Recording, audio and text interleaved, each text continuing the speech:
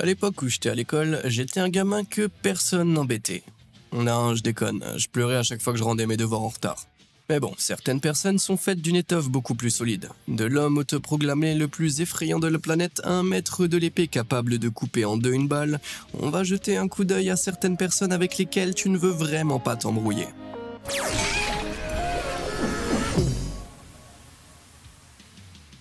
Sauvage Sayad. Le premier sur notre liste, c'est Sayad Gharibi, ou le Hulk iranien comme on le surnomme. Et il n'est pas difficile de comprendre pourquoi il porte ce surnom. Haltérophile et culturiste en herbe, Sayad mesure plus d'1,80 m et pèse environ 180 kg. Ce poids se traduit par une force assez puissante, et Sayad n'hésite pas à la montrer. S'il peut faire ça à une poêle à frire, je ne veux pas imaginer ce qu'il pourrait faire à ma tête.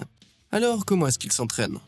Eh bien, comme d'habitude, tu sais, l'haltérophilie, il se fait frapper avec un gros morceau de bois, il perce des trous dans les murs, enfin, tu vois l'idée. Mais ce mastodonte de la musculation n'a pas que l'écorce et le mordant. Sayad est prêt à mettre son entraînement non conventionnel à l'épreuve en affrontant sur un ring de boxe Martin Ford, alias l'homme le plus effrayant de la planète. Et il est peut-être déjà passé selon le moment auquel tu regardes cette vidéo. Sayad voudra peut-être changer son surnom d'Hulk d'ici là. Je pense qu'il a plutôt un penchant pour Bane, perso. L'inflexible Uguru. S'il y a un homme dont la routine a été relativement épargnée par la pandémie du Covid, c'est bien le tout-puissant Giga Uguru. C'est parce que depuis 20 ans, Giga a perfectionné ses impressionnantes compétences en arts martiaux à la maison, sans l'aide d'un entraîneur. Originaire de Londres au Royaume-Uni, ses parents l'ont encouragé dès l'âge de 4 ans à pratiquer le taekwondo. Puis à 10 ans, il s'est mis à la boxe thaïlandaise ainsi qu'à toute une série d'autres sports de combat et à la gymnastique. Et tout ce travail a porté ses fruits. L'agilité de ce garçon est stupéfiante. C'est vrai, son mélange unique d'acrobatie et de styles de combat multiples fait de lui un adversaire redoutable. Cependant, malgré tous ses mouvements tape à l'œil, Giga n'est pas vraiment un combattant. Donc s'il se mesurait à quelqu'un d'un peu plus expérimenté, il pourrait ne pas se révéler aussi dangereux qu'il en a l'air. Ceci étant dit, il est hors de question que je commence à me battre avec ce type. Il prétend avoir reçu ses pouvoirs de Dieu et qu'il est la semence de Jésus. Ouais, je pense qu'il est prudent de dire que ce type me fait peur à bien des égards. Mais bon, à ta place, j'aurais pas peur de cliquer sur like ou s'abonner juste en dessous de la vidéo. Vas-y ou je t'envoie mon pote Giga là. Ok, je plaisante. Mais bon, quand même, où est-ce qu'on en était? Solide Savikas. J'aime à penser que je peux tenir mon rang quand il s'agit de bons vieux bras de fer, mais il est hors de question que je défie l'homme le plus fort lituanien, Zydrunas Savikas, vainqueur de l'homme le plus fort de Lituanie non pas une fois, non pas 2 fois, mais 15 fois. Cette bête, qui pesait 180 kg à son apogée, peut squatter près de 2 fois et demi son poids corporel. Et il ne s'est pas contenté d'être le plus fort de Lituanie. Non, Savikas a également remporté le titre mondial à 4 reprises. Cette force de la nature intrépide a commencé à pratiquer l'haltérophilie lorsqu'il était ado, après avoir regardé une compétition de strongman à la télévision. Puis vers l'âge de 16 ans, il s'est inscrit lui-même à une compétition. Depuis lors, Savikas a battu plus de 20 records du monde et s'est assuré une place dans l'histoire comme l'une des personnes les plus fortes que le monde n'ait jamais vues. Si sa prise des avolt d'un alligator ne t'impressionne pas pour autant, ou même sa folle routine hivernale consistant à se plonger dans de l'eau glacée, eh bien j'ai encore quelque chose qui pourrait le faire. En 2013, l'insatiable Savikas a tiré 12 voitures Nissan Note d'un poids étonnant de 12 tonnes sur une distance de plus de 4,80 m. C'est comme si tu traînais derrière toi 2 éléphants d'Afrique adultes sur la route. Ouais, ça signifie que Savikas pourrait affronter 2 éléphants dans un combat? Peut-être pas, mais les éléphants ne se rapprocheront pas de lui pour le savoir parce qu'ils ont vraiment trop peur de Savikas. L'incroyable Imai. Quand j'avais 11 ans, je passais la plupart de mon temps libre à jouer dans le jardin ou à regarder la télé. Pour l'instant, Ryusei Imai, 11 ans, fanatique de Bruce Lee, c'est un peu ça. Ce jeune japonais absolument canon a regardé des films de son idole pour la première fois à l'âge de 1 an.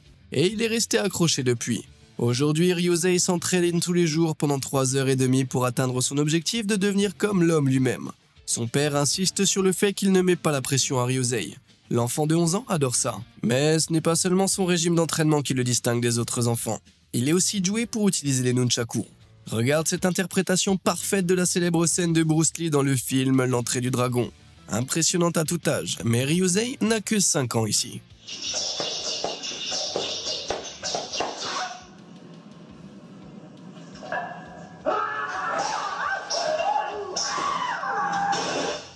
Ouais, les seuls nunchakus que j'avais tenus à cet âge-là, c'était les manettes de Maui. Et comme les coups de Ryusei sont assez forts pour faire grimacer un adulte, je pense qu'on peut dire que personne ne volera la gomme de ce gamin à l'école. Ronda Rousey. Si tu cherches à montrer aux gens qu'ils ne devraient pas s'en prendre à toi, je te recommande d'apprendre plusieurs sports de combat, de devenir lutteur professionnel, puis d'entamer une carrière de redoutable combattante de l'UFC.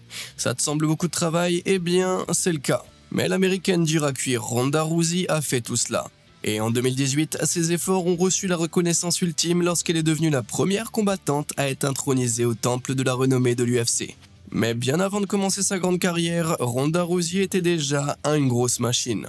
Un jour, alors qu'elle essayait de profiter d'un film au cinéma, la jeune Ronda sentit un agacement à l'arrière de sa tête. Un groupe de chieurs s'était assis derrière elle et la fille donnait des coups de pied contre le siège de Ronda. Ronda a demandé à maintes reprises à la fille d'arrêter, mais l'assaillante de pied s'est contentée de rire et de l'ignorer.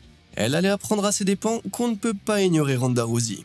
Ronda a attendu la fin du film, puis a arraché la chaussure de la fille et l'a lancée à travers le hall du cinéma. Immédiatement, 2 gars du groupe se sont levés et ont demandé de Ronda d'aller la chercher. Elle a refusé. En quelques secondes, le chaos a éclaté. Les 2 gars ont bousculé Ronda et l'un d'eux a essayé de lui donner un coup de poing, mais elle était prête. Elle a esquivé le coup, a frappé l'un de ses agresseurs, puis a jeté l'autre directement au sol. Les autres spectateurs se sont apparemment levés et ont applaudi cette impressionnante démonstration d'autodéfense et le groupe d'amis chahuteurs s'est tiré d'affaire sans tarder. Après ça, Ronda a gagné une médaille olympique en judo, plusieurs prix du meilleur combattant et a remporté le championnat de la WWE et le championnat de l'UFC. Alors oui, tu ne te bats pas contre Ronda, tu t'enfuis. Grizzly Grec. Je l'admets, il y a beaucoup de gens à qui je voudrais pas me frotter. Et les culturistes, les champions, ma mère, mais Kyriakos Grizzly n'est rien de tout cela. Cet énorme grec n'est pas un dur à cuire conventionnel. Et son style unique d'haltérophilie a suscité beaucoup de critiques de la part des bodybuilders plus conventionnels. Cependant, Kyriakos, à son plus fort, pesait près d'une demi-tonne de puissance pure. Ça signifie que ce géant colossal pouvait soulever des poids incroyablement lourds, jusqu'à 500 kg, en utilisant une technique étrange connue sous le nom de shrugging. Et quand Kyriakos hausse les épaules, il n'est pas silencieux.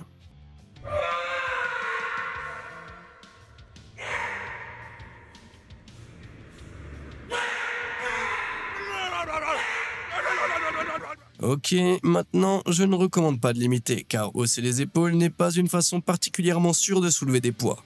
Mais si ce type arrivait en courant sur moi en criant comme un canard sous stéroïdes,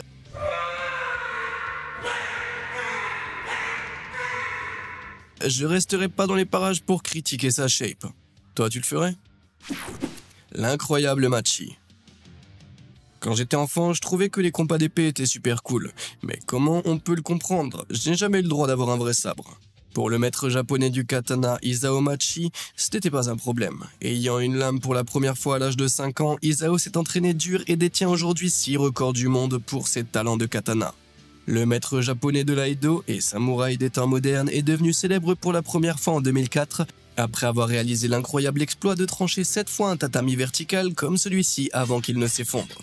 De plus, il a battu son propre record et en a tranché un 8 fois en 2015, un record qui tient encore aujourd'hui. Mais même cela n'est pas l'accomplissement le plus étonnant d'Isao. En 2013, il a décidé de tester ses compétences à un tout autre niveau en ayant quelqu'un qui lui tire une balle dessus et en voyant s'il pouvait la trancher en 2. Non, ce n'est pas l'intrigue d'un animé exagéré, c'est réellement arrivé. Ok, il s'agissait d'une balle d'entraînement et pas d'une vraie balle, mais ça signifie que la cible est encore plus petite. L'homme qui tirait avec son arme visait Isao. Isao se tenait fermement debout, la main serrée sur son katana, la tension dans l'air était palpable. Puis il appuie sur la gâchette. Le projectile a fusé vers Isao à une vitesse impressionnante de 157 km/h et swish. Il l'a tenté. Est-ce qu'il l'a atteint? Eh bien, regardons ça de plus près. Invraisemblablement, l'épéiste rapide comme l'éclair a touché sa cible. Et ce faisant, ça a confirmé sa place parmi les personnes les plus badass que j'ai pu voir. On dit que la plume est plus puissante que l'épée, mais il est évident qu'ils n'ont pas encore rencontré Isao Machi. Crazy Karlin. Se battre avec une épée, c'est cool et tout, mais si tu demandes à Alexander Karlin, lutteur russe, il te dira qu'il n'a pas besoin d'armes. Parce que c'est lui l'arme. Entre 1987 et 2000, Karlin a représenté l'Union soviétique puis la Russie dans le style de lutte gréco-romaine, axé sur le haut du corps. En plus de ses 3 médailles d'or au JO, il a remporté 887 matchs au cours de sa carrière, ne s'inclinant qu'à 2 reprises, et par un seul point à chaque fois. Sans surprise, Karlin est largement considéré comme le plus grand lutteur gréco-romain de tous les temps. Son mouvement le plus célèbre, le Karlin Lift, a semé la terreur dans le cœur de tous ceux qu'il a affrontés. Avec une facilité apparente, il ramassait des lutteurs immensément lourds au sol et les retournait pour ensuite les plaquer, ce qui était auparavant considéré comme impossible pour les divisions les plus lourdes. Mais Karlin a toujours été un gros cogneur. Même lorsqu'il a commencé à s'entraîner à l'âge de 13 ans, il dominait ses pairs d'un imposant 1m70. C'est plus grand que moi aujourd'hui. De tous ses adversaires, cependant, tu pourrais être surpris de savoir qui, ou plutôt quoi, Karlin dit avoir été le plus coriace. Il ne s'agit pas d'un humain, mais d'un réfrigérateur. Ouais, t'as bien entendu. Il s'avère qu'en s'entraînant dans un immeuble d'habitation, il a serré un réfrigérateur dans ses bras et l'a porté sur 8 étages. Ouais, perso, la plus grande bataille que j'ai eue avec mon frigo, c'était de savoir si j'allais arriver à bouffer tout ce qu'il y avait dedans ou pas. Go Goggins. Un vieux dicton dit que dans les moments difficiles, ce sont les plus forts qui avancent. Eh bien, dans ce cas, le super athlète américain et ex-Navy SEAL David Goggins a continué toute sa vie. C'est pourquoi il est connu comme étant l'homme le plus badass du monde. Après avoir échappé à un père violent à un jeune âge, Goggins s'est lancé dans une carrière militaire punitive de 20 ans et est devenu le seul membre des forces spéciales américaines à avoir suivi la formation SEAL, l'école des Rangers de l'armée américaine et la formation de contrôleur tactique de l'armée de l'air.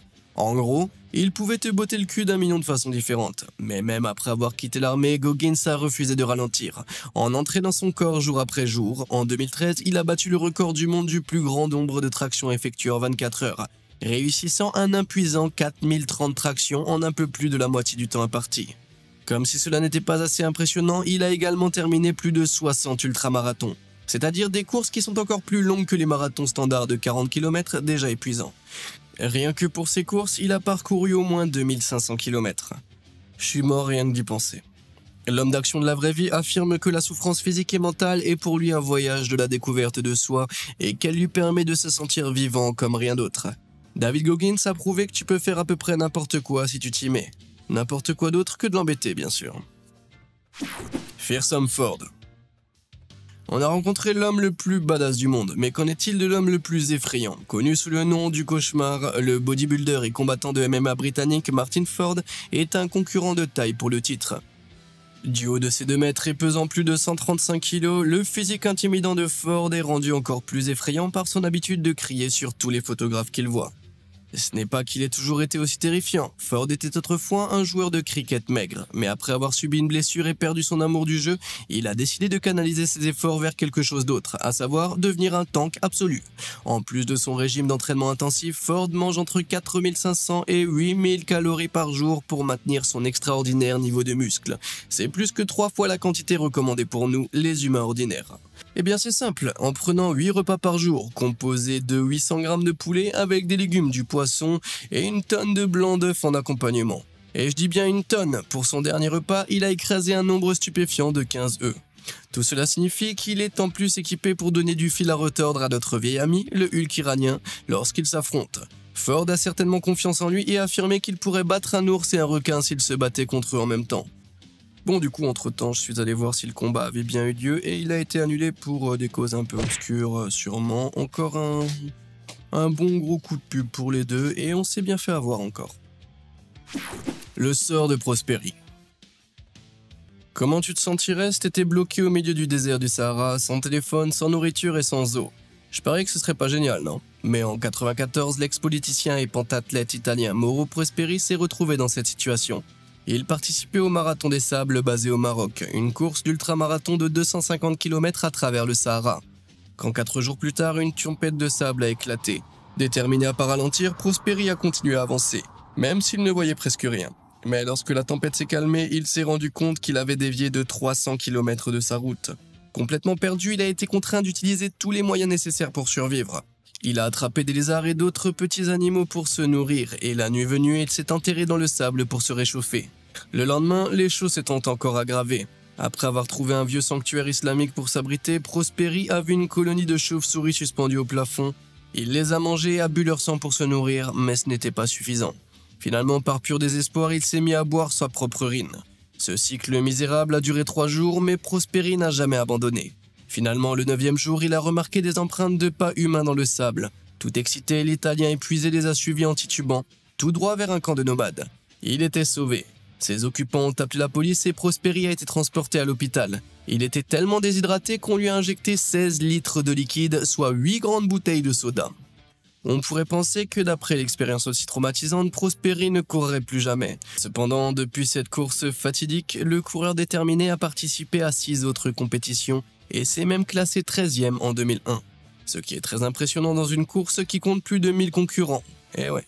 Et si ce type est prêt à manger des chauves-souris et à boire sa propre urine, à traverser 9 jours d'enfer rien que pour recommencer, jusqu'où tu penses qu'il pourrait aller pour te battre dans une baston? Le Vito viril.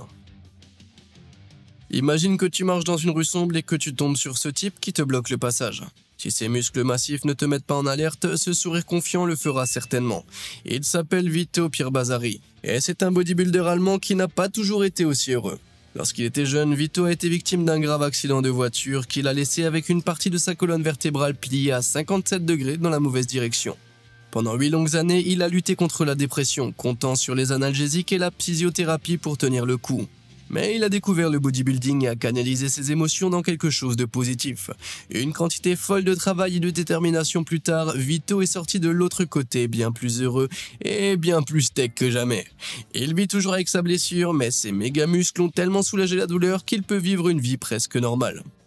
Aujourd'hui, il passe son temps à faire de la musculation, à regarder dramatiquement au loin et à affronter des officiers de police.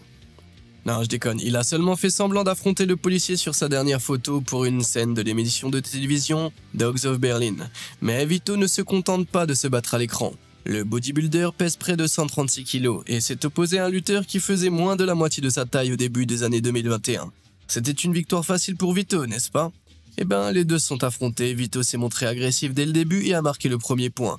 Mais son rival beaucoup plus petit n'a pas tardé à riposter et n'a pas cessé de riposter. Et c'est fou, c'est le plus petit des deux qui a gagné. Ce qui prouve que la force ne fait pas tout, la technique est reine. Cela dit, dans un combat d'homme à homme sans aucune règle, je ne crois pas aux chances de ce lutteur. Je veux dire, ce mec a littéralement failli mourir pour ensuite rebondir plus grand et plus méchant que je ne le serai jamais. Non, Vito n'ira nulle part de sitôt, mais s'il s'en prend à toi, tu ferais mieux d'aller dans la direction opposée. Le grand-père de fer. Quand j'aurai atteint l'âge de 70 ans, j'ai l'intention de passer mes journées dans un pays chaud à siroter des cocktails et à raconter aux jeunes toutes les connaissances extraordinaires que j'ai accumulées. Pour le culturiste chinois Yang Xinmin, alias le grand-père de fer, cette façon de vivre serait très ennuyeuse. En effet, Xinmin a plus de 70 ans et entraîne encore son corps tous les jours. Et il poursuit son programme d'exercice vigoureux depuis 40 ans.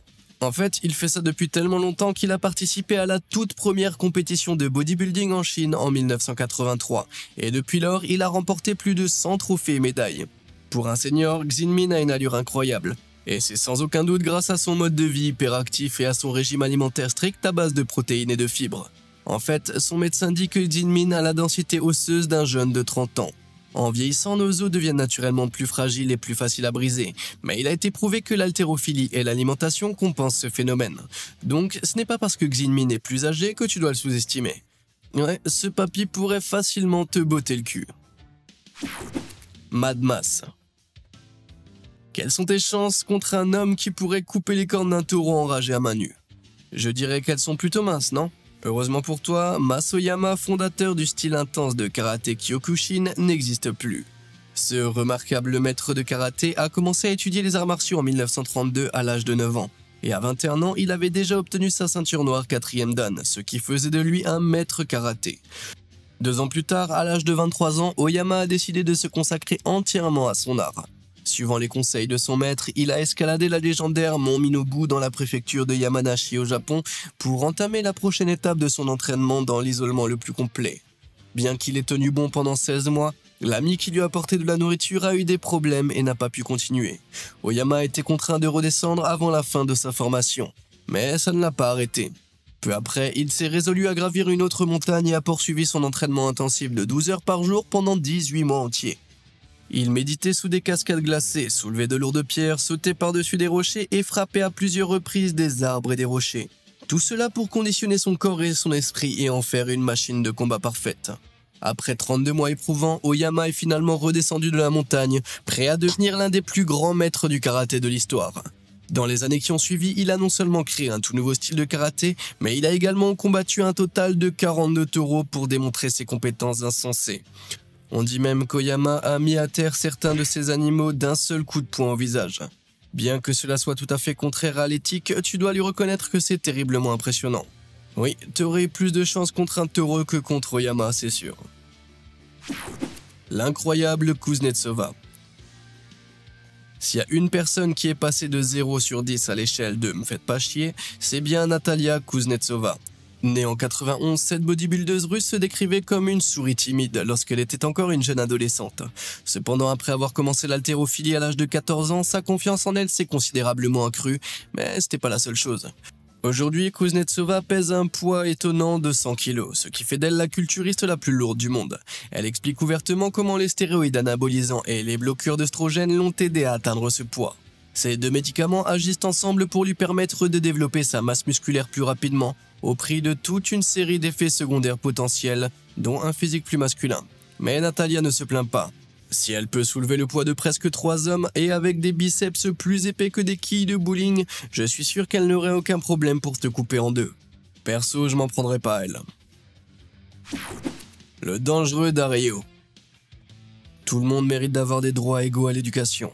Mais au Pakistan, dans les années 90, contrairement aux garçons, les filles n'étaient scolarisées que jusqu'à la 2e année. Natso Dario est une fille qui n'a pas accepté cette situation. Elle tenait à apprendre tout ce qu'elle pouvait, et en l'absence d'éducation scolaire, elle a demandé à sa belle-sœur de lui apprendre à lire.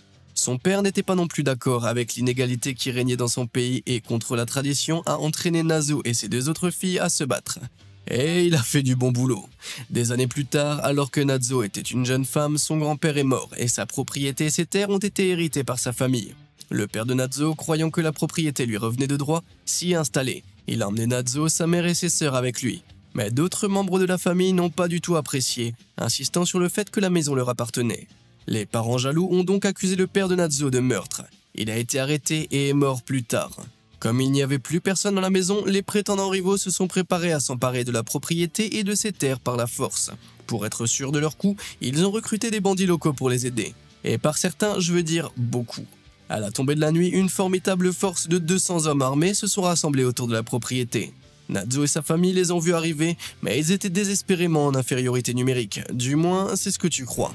La horde d'hommes a ouvert le feu, faisant pleuvoir une tempête de balles sur la maison. Mais Nazo n'a pas gémi de peur comme il l'espérait. Elle a pris un fusil d'assaut et a riposté. Sa mère et ses sœurs lui ont emboîté le pas et ont fait de même. La bataille a été féroce et a fait rage toute la nuit. Mais après des heures de combat désespérés, incroyablement les filles étaient en train de gagner. Et alors que les munitions commençaient à manquer, Nazo s'est rendu compte que les tirs s'étaient arrêtés. Les hommes restants battaient en retraite, c'était fini.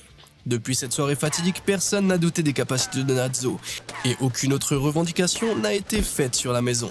Contre toute attente, Nazo et sa famille ont triomphé. Alors si tu veux s'en prendre à Nazo, tu ferais mieux d'amener plus qu'une armée. Ok, c'est à peu près tous les durs à cuire pour lesquels on a eu du temps aujourd'hui. Qui parmi eux aimerais-tu le moins affronter? Dis-le moi dans les commentaires ci-dessous. Comme d'habitude et jusqu'à la prochaine fois, merci de nous avoir suivis.